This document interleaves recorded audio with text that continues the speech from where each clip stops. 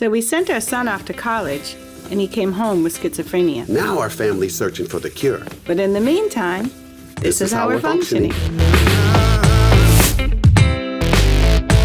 I want to talk about what can happen.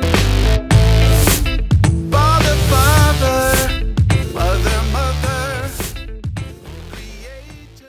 Welcome back to Functioning, everyone. Brought to you by One Gun Entertainment and GTS, the End User Experts. Here with my lovely wife, Lovey. And what are we going to talk about today? Well, thanks, honey babe, for welcoming everyone back to this space. Today, we are going to talk about what happens after that 72-hour hold, right?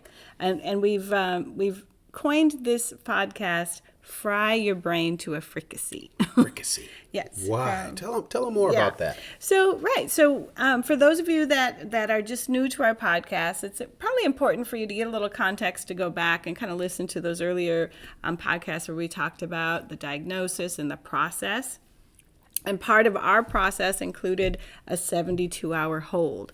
And for many of you guys that don't know what that 72-hour hold is about, anytime your family member kind of exhibits the potential of harm to self or others, right? Mm-hmm. I think that's the technical kind of high level. Mm-hmm. I'm sure there's legalese that are about, that'll get you into the weeds on that one. But in a sense, it is if you're exhibiting harm to self or others, and you can go into the hospital for these 72-hour holds, and they'll kind of help you, Yeah, 72 hours is better than spending the night in jail because you're crazy, or people don't realize you have what's called schizophrenia. Right. And in that time, you would do what my daddy would say, get your head on straight. And keep your head on the swivel. Well, no, you got to get your head on straight, right? Yeah. When you're in the streets, that's when you keep your head on the swivel, right? But anyways, so during that 72-hour hold, they made the diagnosis. So our son was assigned a team of doctors, and they came in and they gave him a diagnosis, which was pretty heavy, right? Mm-hmm. Imagine for the first time ever, you're sitting in a room and you've got this team of doctors that come in and tell you, okay, we've done all of our tests, we've done everything. He, of course, had his own clipboard so that he could be a part of the clipboard team, I guess. Right. And they gave him the diagnosis. We believe that you have paranoid schizophrenia, and it's our recommendation that you take these meds, and that's what we're the consensus here of all these doctors and our son. And as we were thinking about this, I had all these memories coming in, from that time when it happened. And I'm like, I better write this down because when I started thinking about it, I was remembering more of what happened, piece by piece, that basically some of the things I had forgotten. So while we were talking, I'm like, yeah, I remember that. So let me write it down. So I will be reading some information today. But imagine this. I sound like Captain Kirk, didn't I? Imagine this. You're on a journey. You're in a hospital. You're on a journey, right? You're submitted to you're going into hospitalization. She talked about the 72-hour hold, suspecting you may have schizophrenia or some other type of mental health crisis going on. Mm-hmm. And then they give you medication. Now, we've all, well, not all of us, but people know about medication, and it's supposed to help with things, right? To me, medication is usually just a Band-Aid. Mm-hmm. And, but now you're on a medication that makes you sleep for 20 to 24 hours. Mm-hmm. And, at first my knowledge was limited, right? So I'm thinking, I might be thinking like a lot of parents, is it laziness or, right. But it was so drastic that I had to alter my thinking. Right. It just can't be this, because we know the energetic person he's always been, communicative, lively, you know what I mean? So that was pretty jarring. And what I had to remember was the main issue was getting him to agree to take the meds, right? Oh, okay. Okay, so let's talk about this. So to your point, the jarring effect. Now remember, when our son went into the hospital, he was doing upside down push-ups. He wasn't sleeping at all. It was Handstand, handstand. Sorry, he wasn't sleeping at all. Like he was up for probably 23 out of a 24-hour day. I have all this energy. I mean, this kid was just built, right? And so to go from that, and he was probably running on, I would say he was jacked up on his own juice there for a really long time. And to go from that to now he's in the hospital, he took one pill and you wake up the next day, right? And you're like, wait a second, that is a powerful med. And so, when the medical team said, this is going to be the med, this is going to be your medical regime, he said, wait a second, you want me to take, he goes, first of all, I don't know what you're talking about with schizophrenia. And second of all, I'm not going to let you guys fry my brain to a fricassee. But his exact words. Yes. And before that, remember, so when he was admitted, this, how doctors have these students come in and they're kind of sitting in on the medical team. Right, the assessment. And, several of them, we talked about this earlier, several walked in with their clipboards, right? So I'll let you tell it. So what did he say? Oh, yeah. So before we even sat down, he saw, and it's intimidating, right? For many people to for us, he's sitting in a room. Remember, he's not well, right? And he has these guys come in. There's probably 7 or 8 of them, all with clipboards. And he said, hey, before this meeting gets started, I'm going to need my own clipboard and a pen. And they gave it to them. And so, during that process, I think for us, it was so hard because you see how vulnerable your family member is when they're in that state. And what I'm so really still proud of him is that he was doing his best to keep his own agency the entire time, right? He was aware. And I always think about that. Of course, as a mother, you always think, if I wasn't here, what would be happening, The sad thing is, that same thing would be happening, frankly. He would be demanding a clipboard. Now, frankly, would he have gotten it? Would he have been treated in the same fashion? Would his request be honored, the same way if you didn't have a loving family sitting there with you? I often think about that, just the power of advocacy and what it means and how to, how just showing up for somebody and letting people know that, I love this person, this is our family, this is our son, and what that says to everybody else in the room. People value what other people value, sadly, but that is the power of advocacy. That's a little tangent, and remember that these people don't just walk into the hospital on their own. Well, Speaking to advocacy, is it on purpose or by accident? I don't know. For the most part, they don't. Right? It's usually through nudging, but sometimes they get afraid because actually he did one time go in. I think there was remember you told the story about the Fleetwood Mac guy. When the police were called and they said, do you want to go to the hospital? And he said yes. And he was willing to, admit himself and said he didn't feel safe outside of it. So sometimes they realize I'm out of control here and I need help. So, he wants his own clipboard and he doesn't want them to fry his brain to a fricassee because he realizes 20 hours of sleep, that's too much, right? Oh, yeah. So, and you were going to tell them kind of what prompts that. So part of those meds are, both they're good news and bad news, right? The meds are, they're helping, they're calming things down, but they come with consequences. Right. And we had a friend who's in the medical industry, and they knew about these meds, right? A psychiatrist, she's talked about it, and she labeled the word tranquilizer. So imagine, we know we tranquilize horses, right? But she labeled it as if you're on a tranquilizer. And, as far as what the meds did to our son, I can only speak to what I saw. And again, I'd be hard pressed to say that all the side effects came from the medication. Of course, we know he had schizophrenia. So it was really hard to tell, what was what. But when I say, I thought to myself, so these medications have to give or create some type of calming effect, okay? I don't mean to the tranquilizer depth, but some type of calming effect. And, my goal was always to again, I talked about this earlier. We had a pact together that I was going to research my asthma. He was going to research his schizophrenia. I know it was wishful thinking. Okay.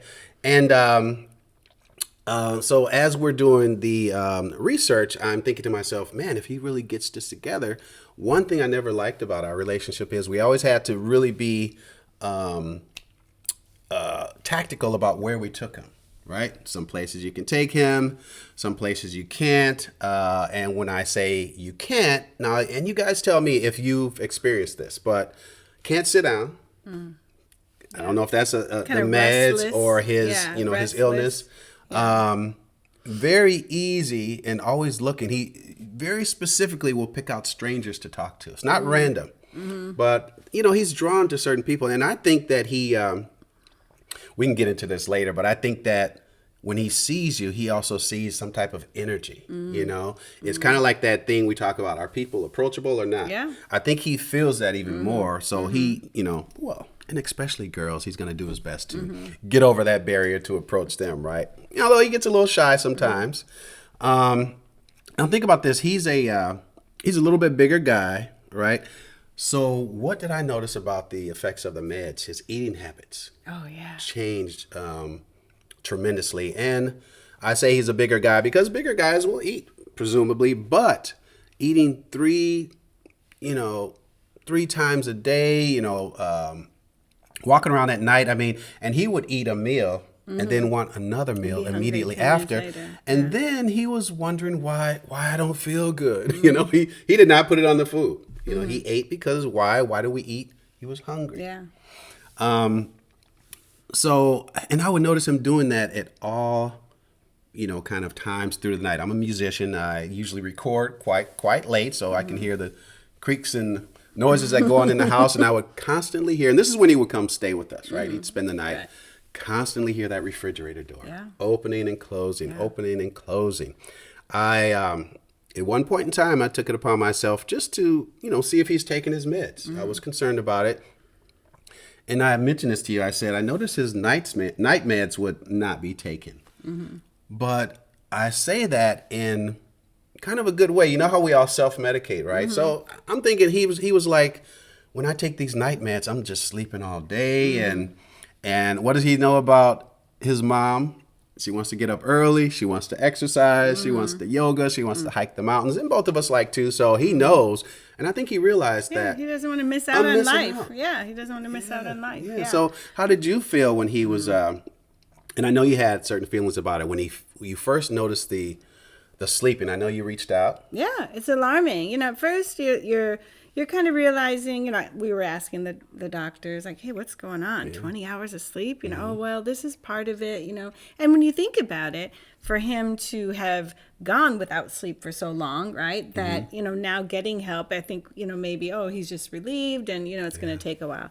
But yeah, after a while, every day for, weeks and months, it's too much. So, and we started doing some research on the side effects of the meds. That ravish eating, that's a side effect of the meds. Most people gain 60 to 80 pounds taking these meds. Not that, of course, the pill doesn't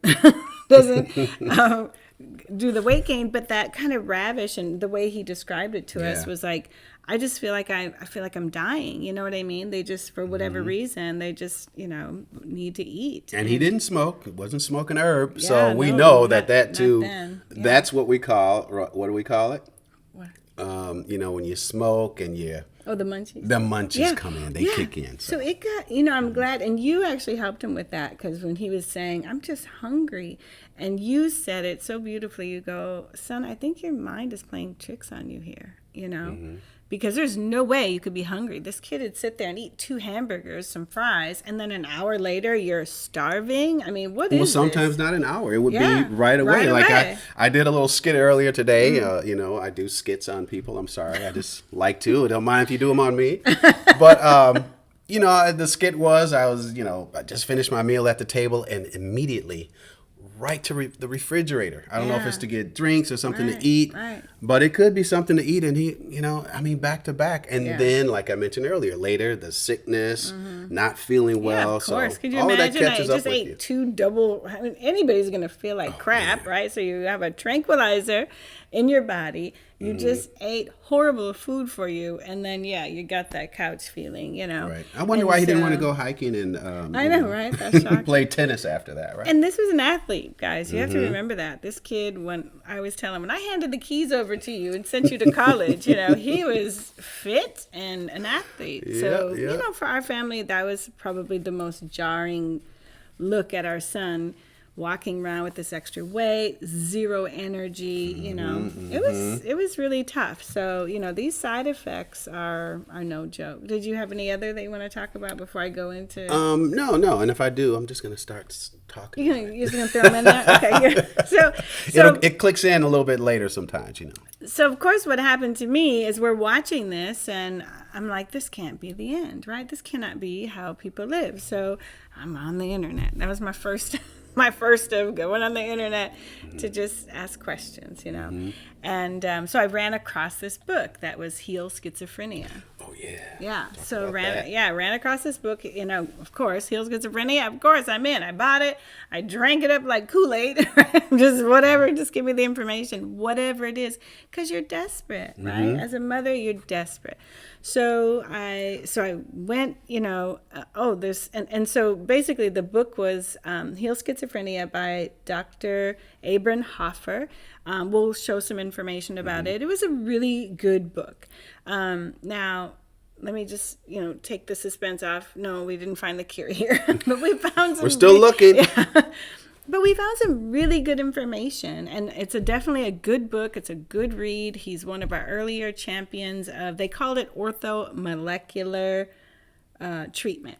And basically, he was a psychiatrist that kind of was at the same place where most of us are, which is, this can't be it, right? He's realizing that, they're treating people with schizophrenia, but, that's where they get, right? They're on tranquilizers and, and they're not thriving in life. So he started, trying to, the crux is that, through, I think, vitamins and things like that hopefully that some healing will happen. So, yeah, the holistic version, right? Yeah. That's what we really like. Like I said, that was a fancy way of saying functional medicine nowadays. I don't know where you guys are at with that, but basically, eat your fruits and veggies, or as my friend will call me, be a nutritarian. Be your nuts and berries eating self. Right. But and they really make a difference, right? How you feel, yeah. how you think, how you act. Yeah, Man, I mean, what really, you eat is really who you are. It started us down that road of really starting to take a look at our whole bodies, if you will, right? And so, of course, being a desperate mother, the only place that I could find in the Midwest that was treating using these methods was, the Piper Treatment, and I'll put it up here. The Piper Treatment Center in Warrenville, Illinois, I believe it was. Such a good memory. I hope you're right. Don't quote me on that. We'll put it on the screen so you guys will see the specifics. But yeah, we went there. We drove to Chicago, pack up the car. Let's go drive to Chicago, spend the weekend there. Actually, we spent several days there because they did some testing and some blood work, and so you're just hopeful. You're just like, yeah, this has got to be it, right?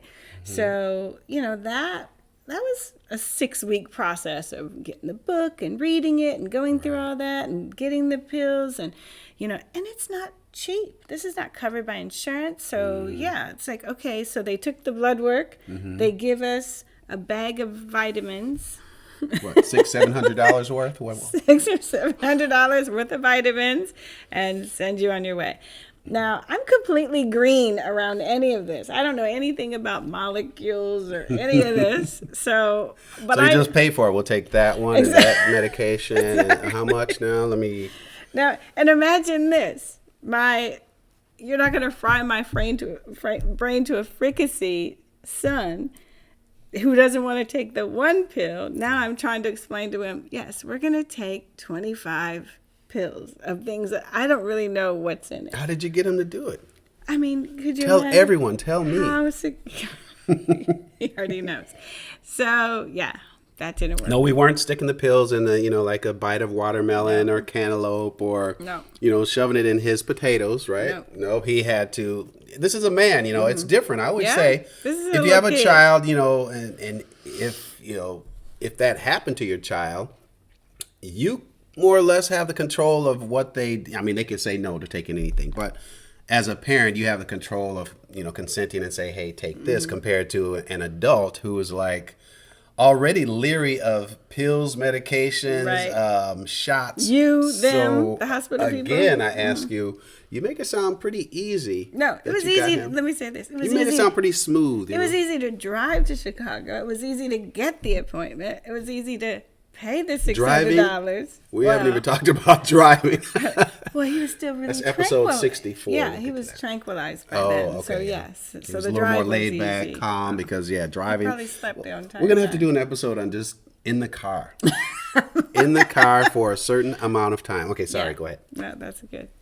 But yeah, so taking the pills was not easy. So let me just be crystal clear. No, it wasn't easy. In fact, I think I threw some of the pills away. I mean, it just didn't go. And so, and then, the frustration, my family sees me making all these efforts and then him not taking the pills. And so then this kind of weird, almost blame the victim or blame the patient. What's wrong with him? How come he won't take the pills? And it's like, and it is frustrating, but frankly, I'm not, he didn't want his brain fried to a fricassee.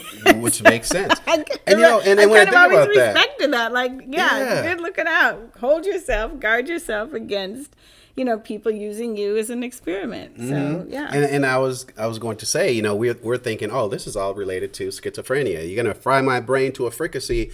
And then I realized that, a lot of things he talks about and does, are starting to incorporate in my life, right? In other words, I think he laid off some of the medications based on his own feeling. And I mean, right now, whatever he's doing is working, a lot better than before. So I think understanding self-medication, yes, your doctor can give you a bunch of pills. Does that mean you have to take them the same time every day? Are you going to remember to take them the same time every day? How do you feel when you take them the same time every day, right? So that makes a lot of us say, and a lot of health experts will say this, get off of whatever you're on. If you're feeling something, you're not feeling good or whatever, stop taking. And when I say get off of what you're on, maybe it's a medication, maybe it's something as simple as a vitamin. I take turmeric, I'll lay off of that. We could be on ashwagandha. So whatever sometimes it is that you're taking, get off of it. Maybe even going as far as fasting a day or two, really to just kind of rejuvenate, get stuff out of the body and let it just kind of feast on its own natural juices is what I call it, right? But let's just be crystal clear here. We're not medical professionals. We're not telling anybody from our point of view when to take their meds and when not to. But just the idea that sometimes things can get congested in your body. I think and even vitamins. People, I just learned that frankly over the COVID thing because I was over here taking every immune boosting vitamin that I could until I started getting a rash from boosting my immune system. Okay, so so she is correct, right? As you can see, I am totally against pharmaceuticals, and prescribed medication. But sometimes we do what we have to do, and I do understand that. So don't take everything I just said and use it against me, okay? Yeah. I mean, we're trying. And so really that was the Heal Schizophrenia and Dr. Abram Hoffman's book. Hoffer, thanks. Started us just in that conversation. How much can we heal ourselves was really the question. We know that there's definitely a place for modern medicine, and that's what we were up against, right? And that kept our son with us out of the hospital, out of jail, frankly. I mean, and got us to the place where we could actually have a conversation because frankly, when he started getting really sick, if you guys recall, he was speaking gibberish. Like, you couldn't have a conversation. Like, we lost our son for a while. So, so I try to, try to have balance in my feeling about modern medicine. And that, that's where we were at. But I still didn't give up hope. So we appreciated that it wasn't the cure we were looking for, but we didn't give up hope. Yeah, so I wanted to get into a little more detail about, she's talking about Dr. Abram Hoffer, who she read the book. It kind of inspired me to get a little more information on him. She seemed very high on him, talked highly about him. So Dr. Abram Hoffer offered these treatments, which was called orthomolecular medicine, both to treat diseases and disorders by reestablishing the correct function of a body's physiological mechanisms. I mean, that sounds intense, right? That. I know, and I said it with intensity. He offered this treatment along with the standard medications, talking, and shock therapies. I can't imagine that.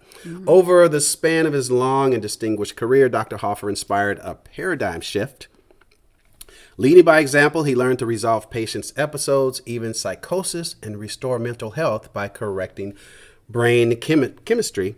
So this was, on a cutting edge. It was innovative, and to a lot of people, this was very important work, but was frowned upon by a lot of skeptical psychiatrists.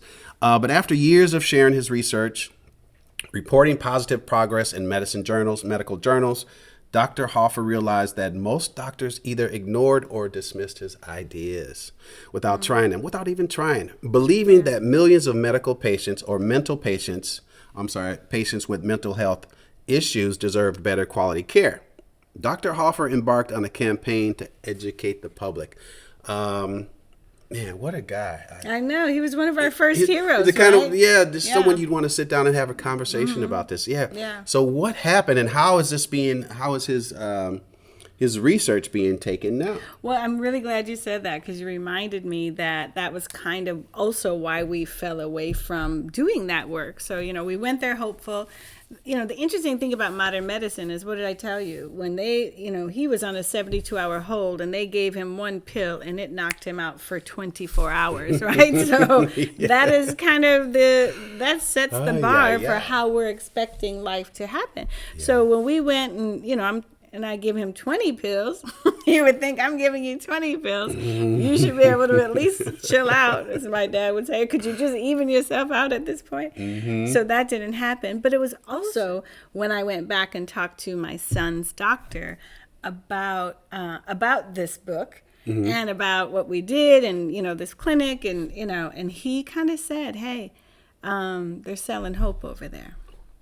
And he said, you got to be careful of that. And so he, a modern, back to, even modern psychiatrist. And, in his defense, I don't think they're selling hope. You'll see, we've got a lot of conversation to have. But I think what they did at bare minimum for us is they introduced this whole life, experience that, as my mother will tell you, that one pill is not the answer. It can't be. There's more to it than that. And so he really introduced that, well, what is it? What can we be doing? What can our son be doing to further his healing? And just to coincide that with my latest music mixing and engineering, one compressor does not fix everything. I just had to throw that out there. Musicians know what I'm talking about, okay? Yeah, okay, that's a good one. So again, we didn't give up either. So he was inspiring. He educated our family about, that there's more healing that can happen in treating schizophrenia than just that one pill, right? And we've found that to be true. So I don't see any of our journey to be a fail, right? It's been just this amazing learning experience, right? Now, I wanted you to get into, if you're ready, Dr. Sanjay Gupta. Ooh, yeah. Okay, right. So I said we didn't give up, right? So we may have to extend this to another episode, just so you know, because I want to get his information in, right? Oh, of course. Okay, let's talk about him. Do you want to talk about him now, or do you want to? What do you want to do? I'll let you decide. Well, let's talk about it, and we'll, if we need to go into it more, we'll put that in the next episode. But so as I'm searching for a cure, that is my number one goal here, is to find a cure. I look at all things brain, right? I mean, anything that has anything to do with the brain. And guys, if you know anything that has to do with the brain, any research, anything, we got to know it, because the brain is, as you know, very complex. And I've learned that, if we find a cure for one, we may find a cure for all, right? So they've said that, what did I say? Parkinson's. I've heard it said that Parkinson's is kind of the cousin of schizophrenia. So, we're just kind of looking for all things the brain. Well, Dr. Sanjay Gupta did this documentary about how he followed this family who was searching to ease epileptic seizures in their daughter. And and we'll give you some information about it. It was really, really good. The documentary was good. It sparked this national conversation. And guys, this was before CBD was on every grocery store shelf that it is today. But, really, it was a great conversation, I think. He did some great research. And, he's kind of a credible guy. So, here we go down this rabbit hole, right? Okay, now we got to figure out CBD. Everything we need to know about it. Yeah. What's going on with it? What can we do? I think I told you I was back in some back alley buying some underground CBD from a woman in California. She was shipping it to me. My son, he was willing to take it, we were like, we're not going to ask anything of him that we wouldn't do ourselves. And that one was easier than others. Oh, yeah. Imagine, look at this. Hey, we're taking it. Yeah. And then your stomach starts growling. No, I'm just kidding. I'm just kidding. I'm just kidding. Well, my family's been doing research on cannabis for many generations. So this was not a stretch.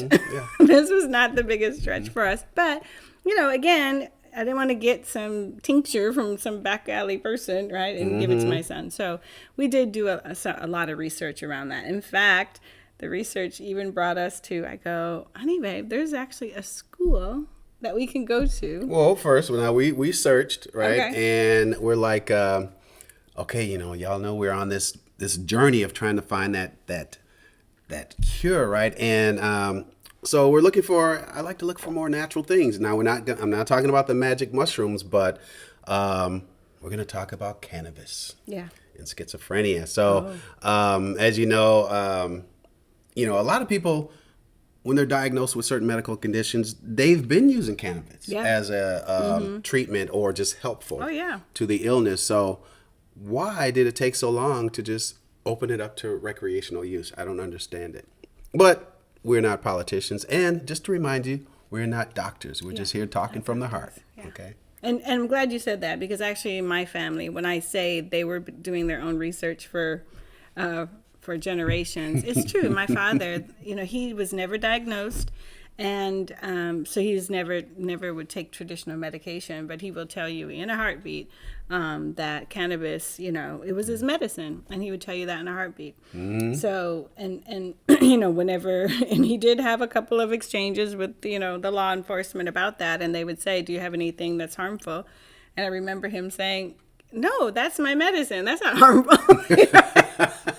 For him, it was just that simple, that's a right? Good one. So, and that helped us not be afraid of cannabis. In fact, guys, one of my favorite stories, we've got some friends, and I won't name them by name, but that had Parkinson's, and a young couple. Oh, yeah. And totally against to what I'm going to continuously refer to as the healing herbs. Yeah. So totally against the healing herbs. Well, they were very conservative, considered themselves conservative Christians, and after that Sanjay Gupta special, I my thousands of hours of research, I told him, friend, they are healing this thing with, cannabis. Have you tried it? And it was kind of a risk for me to say that, because I know that, for me, cannabis is household as a bottle of wine for a lot of people, but not for everybody, So it was kind of dangerous for me or risky, I shouldn't say. I didn't want to offend anybody. And remember, he tried it, and he stopped shaking. His wife called me to this day. Yeah, in tears. She called me, and she goes, Wendy, you don't understand the miracle that you gave my husband, and just saying that. And so, back to healing ourselves and healing each other, that was That was pretty emotional for me. And he still, and he went and got his license. Before. Oh, yeah. Yeah, he was a card carrying cannabis user. He was very proud of himself. Oh yeah. He got right on board, especially once he saw the results. Yeah, of course. Yeah, he was hurting, and he said he had not. He said he had the first non-shaky night in years. Just with using it once. I was so happy for him. I know, it's amazing. Yeah. But I do want to get back to the. You touched upon it, and I'm going to let you finish the story, but I just want to introduce it as Healing Herbs School. That's all I got to say. Right. For now. So we're learning everything, right? We're down this cannabis. Dr. Sanjay Gupta got us. I learned everything. What's the law? What happened? How come it's illegal? Why is it a schedule? Why is it on the Schedule 1 list? I mean, just so much information about it, and all the documentaries, and just, really what was behind the conspiracy around marijuana, and how come we're not using it as the healing herb that we know it can be. And as I'm going down there, I realized, there's school for this. Because all weed is not the same, and people need to know that. I should say it like this. All cannabis is not the same. That's true. We used to call it weed back in the day, but now they call it cannabis. I guess it sounds more professional. No, when they really want to hit it hard, they say pot. Okay. Yeah, that's where you really want to nail it. Yes. But so basically, and it's not all the same, right? When that's part of what we were learning is, what is CBD? It's a cannabinoids. Cannabinoids, and all you need to know about it. Believe me, there's a lot to learn in that, just in that conversation. And so, and for my winos and my wine drinkers out there, it's kind of like, if somebody says you're going to have a drink, you do need to specify. There's a big difference between having a glass of red, having a glass of white, or having a shot of cognac or an old fashioned, right? You don't just say drink, right? And that's what it is if you say cannabis, right? You really got to know what it is that you're doing with it, and what it is that you're trying to heal, if you will. Yeah. So tell them about. So we went to Oaksterdam. Did you finish talking about it in Oakland? So tell them what your reaction was when I go, let's go to weed school. Well, I had to research it, and I'm like, this thing looks official, man. It looks like they got everything scheduled. It's, everything was there. Once we got there, they had examples, samples. You could just, you just jumped right into the course and started learning. So, and they did it very easy to where it didn't matter where you were or your knowledge about it, right? About cannabis. It was from the beginning to the end process, because we were trying to, we wanted to make our own CBD, right? And our own oils, right? And tell them where it was. Tell them what it was? Where it was. Where what? The weed school was. Oh, Oaksterdam. Yeah. Oakland, California. Oakland. Oh, yeah. Go ahead, Oakland. We love you. You guys know about Oaksterdam, some of you, I'm sure. Oaksterdam University. Yeah, they did a good job. My friends were laughing at us. They're like, you're going where? And we died off on our education, so, unfortunately. Well, they did such a good job. I'm not getting a commission here, but they did such a good job, like you said, of going from, they talked about the business, the history, the horticulture piece. I mean, it was really good. Like, we kind of thought, are we going to, maybe, get into this? But our goal was to grow our own CBD so that we could legally use it. And they talked about the difference between CBD and, what you would normally smoke. Really educational, and we thought about doing that business, but we have 3 businesses around already. We're like, and this was before all the, the decriminalizations and all the shops started going up. So back then we were thinking, man, maybe we should have this type of healing herbs shop. Yeah. But instead, our fellow man out there is pulling up for that community. So I really appreciate that. We got a shout out to Normal. They've been doing a lot of work so that, we don't have to go underground and people can heal themselves. So really appreciate that. And my son still at times uses CBD to heal, right? And he'll talk about that. Should I, he's not a big smoker at all, but it certainly has been healing for him But again, Well, he doesn't not the smoke. cure. No, he doesn't. But, but he does do CBD, to heal at different, when he gets to acutely, challenged Different situations. levels, different intensities of the CBD. Yeah. And that was a lot of the reason for going to Oaksterdam was to distinguish what's CBD compared to marijuana, right? Yeah. Big difference. Yeah. Big difference. Versus, the THC. I mean, you're not getting high, but it is very calming. I don't know if anybody's tried it, but, for me, I tend to like my wine, but yeah, it's calming. If you need Exactly. it. But yeah, so for us, we didn't find the cure there, but we certainly pursued it. The education was amazing. Yeah, it was really It was amazing. amazing. And then right after that, or soon after, the country started opening Yeah. up to it, understanding hopefully how they brought the opening up to it was the medicinal benefits. Right. That's how I look at it. Definitely.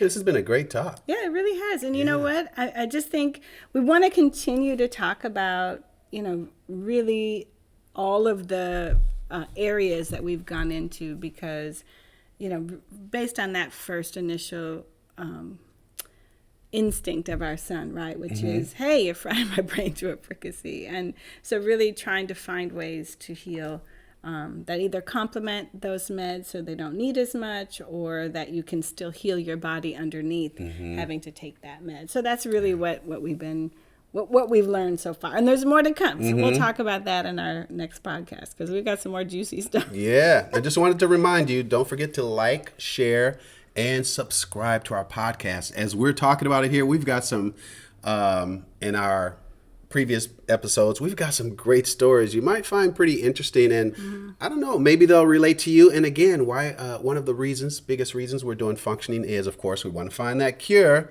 but we also want your stories, right? Yeah. We're speaking from a linear perspective, but I know you guys have something to tell us. And I know there's something you want to put out there. We can always protect the names to keep the innocent. Okay. We had people that wanted to have their voices changed. It doesn't matter. We want your stories. We may want to have you on the podcast because, man, I can't imagine where this thing will end. Yeah. Right? Yeah. It's an ongoing illness. Yes. We've got to keep going. Until we find the cure, This is how we're functioning. Take care, everyone.